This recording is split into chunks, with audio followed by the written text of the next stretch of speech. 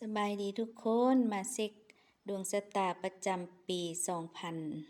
2569เด้อทุกคนว่าทุกคนจะทึกปีใดเนาะถ้าอยากรู้ว่าอายุเจ้าทึกปีใดผู้ชายถ้าเป็นผู้ชายละนับจากเจดีย์เวียนไปทางเบื้องขวามือเด้อทุกคนถ้าเป็นผู้หญิงให้เริ่มจากอันน่ะเจดีย์เวียนไปทางเบื้องซ้ายเนาะถ้าอายุเจ้า40บ่หรือว่า9บ่หรือ30บ่เจ้ากันเริ่มจากเจดีย์หั่นแหละเนาะนับเวียนไปจนฮอด19หรือว่า20เนาะถ้าฮอดบ่ได้ก็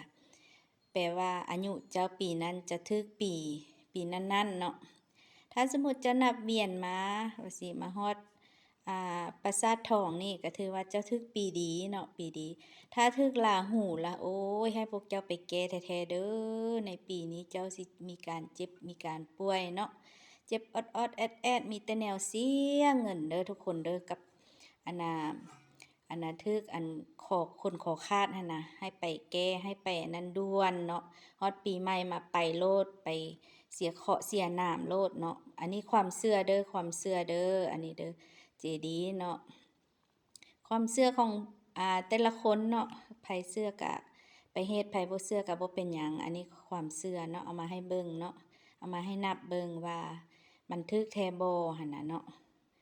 แต่ส่วนตัวข้อยแล้วข้อยเชื่อเนาะป๊าปีกายปีนี้ข้อยถูกราหูเนาะ